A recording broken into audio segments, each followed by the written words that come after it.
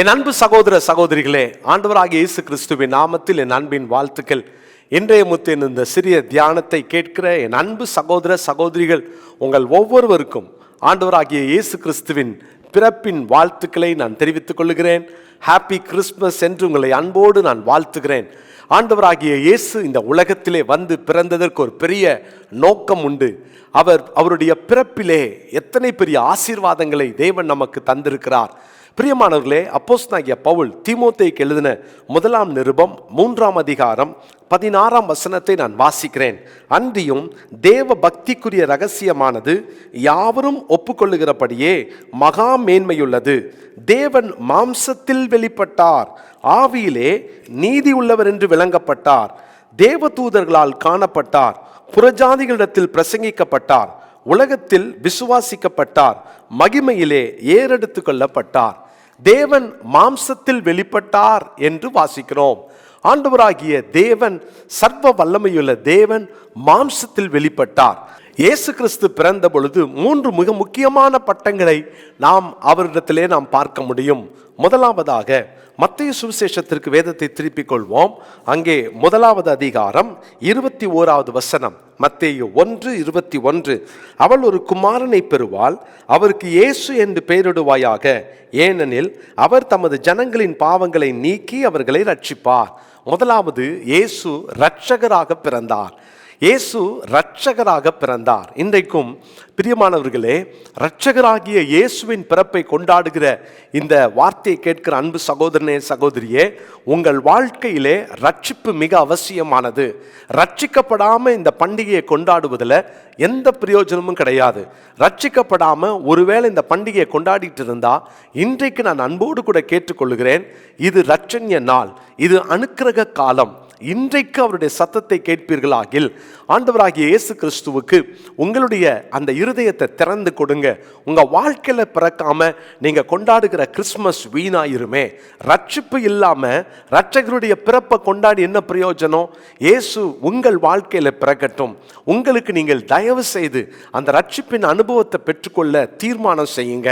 முதலாவது, இயேசு இரட்சகராக பிறந்தார். இரண்டாவதாக அந்த 23 நான் வாசிக்கிறேன். அவன் இதோ ஒரு கன்னிகை கர்ப்பவதியாகி ஒரு குமாரனை பெறுவாள், அவருக்கு இம்மானுவேல் என்று பெயரிடுவார்கள் என்று சொன்னான். இம்மானுவேல் என்பதற்கு தேவன் நம்மோடு இருக்கிறார் என்று அர்த்தமாம். இரண்டாவது இம்மானுவேல். முதலாவது சொன்னேன் அவர் இரட்சகர், இரண்டாவது இம்மானுவேல். இம்மானுவேல் என்று சொன்னால் தேவன் நம்மோடு இருக்கிறார் என்று அர்த்தம். அந்த பழைய நாட்களில் தேவனை ஒரு மனிதன் தன்னோடு கூட வைத்திருப்பது என்பது சாதாரணமான காரியம் அல்ல. ஆண்டவர் தம்முடைய ஆவியை எல்லாரிடத்திலும் கொடுத்தாரா என்றால் இல்லை. ஆண்டவர் தெரிந்தெடுத்து ஒரு சிலருக்கு தான் பயன்படுத்தப்படுகிற பாத்திரங்களை கர்த்தர் தம்முடைய வல்லமையை கொடுத்து பயன்படுத்தி வந்தார். ஆனால் பாருங்க, இயேசு இந்த உலகத்தில் பிறந்த பொழுது நமக்குள்ளே அவர் வாசம் பண்ண விரும்பினார். நமக்குள் தம்முடைய ஆவியை கொடுக்க விரும்பினார். நம்மோடு கூட தேவன் வந்து தங்க விரும்பினார். எவ்வளவு பெரிய பாக்கியம்! பிரியமானவர்களே, மனுக்குலத்தை தேடி வந்த தெய்வம் ஆண்டவராகிய இயேசு, அவர் இம்மானுவேல். இயேசுவோடு இந்த பண்டிகையை கொண்டாடுறீங்களா? அவர் உங்களோடு கூட இருக்க விரும்புகிறார். இம்மானுவேல், தேவன் நம்மோடு கூட இருக்கிறார். இன்னைக்கு இந்த அனுபவத்தை உங்க வாழ்க்கையில பெற்றிருக்கிறீங்களா?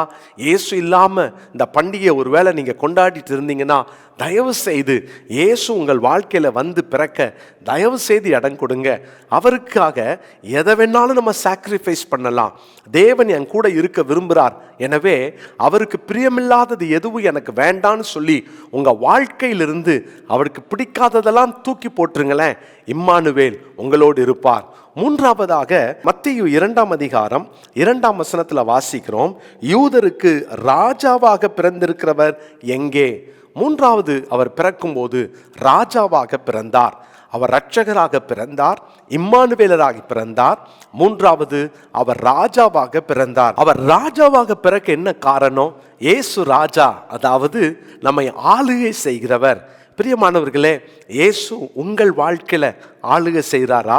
இந்த பண்டிகை நாட்கள்ல இயேசுவின் ஆளுகைக்குள்ள வராம இந்த பண்டிகையை கொண்டாடுனீங்கன்னா இதுவும் வீணானதே. இயேசுவோடு கூட இந்த பண்டிகையை கொண்டாடுங்க. இயேசுவின் ஆளுகைக்கு உட்பட்டு இந்த பண்டிகையை கொண்டாடுங்க. உங்கள் வாழ்க்கையை யார் ஆளுகை செய்கிறா? ரோமர் 6ஆம் அதிகாரத்தில் பாவம் உங்களை ஆளாதிருப்பதாக என்று 12ஆம் வசனத்தில் வாசிக்கிறோம். உங்களை ஒரு வேளை பாவம் ஆளுகை செஞ்சிட்டு இருந்தா அந்த ஆளுகையை மாற்றுங்க. இயேசுவே நீங்க வாங்க, நீங்க ஆளுகை செய்யுங்கன்னு சொல்லி இயேசு ராஜாவுக்கு உங்க வாழ்க்கையின் முழு ஆளுகையை கொடுங்க. உங்க குடும்பத்தில் இயேசு ஆளுகை செய்யட்டும், உங்க வாழ்க்கையில இயேசு ஆளுகை செய்யட்டும். இயேசுவின் ஆளுகையில் இந்த பிறந்த நாளை கொண்டாடுங்க. அதுக்காக தான் இயேசு இந்த உலகத்தில் பிறந்தார். பிரியமான தேவனுடைய பிள்ளைகளே, 1 தீமோத்தேயு 3:16 இந்த நாளுக்குரிய மனப்பாட வசனமாய் குறித்து கொள்ளுங்கள். இந்த வசனத்தின்படியே தேவன் மாம்சத்தில் வெளிப்பட்டார் என்ற விசுவாசத்தோடு இந்த பண்டிகையை கொண்டாடுவோம். கர்த்தர் இந்த பண்டிகை நாட்களில் உங்கள் ஒவ்வொருவரையும் ஆசீர்வதிப்பாராக. ஜெபிக்கலாமா? நல்ல தகப்பனே, எங்களுக்காக பிறந்தவரே, ஆண்டவரே, நீர் எங்களை ஆளுகை செய்ய பிறந்தீர், எங்களோடு கூட இருக்க பிறந்தீர், எங்களை பாவத்திலிருந்து மீட்டு ரட்சிக்க பிறந்தீர்.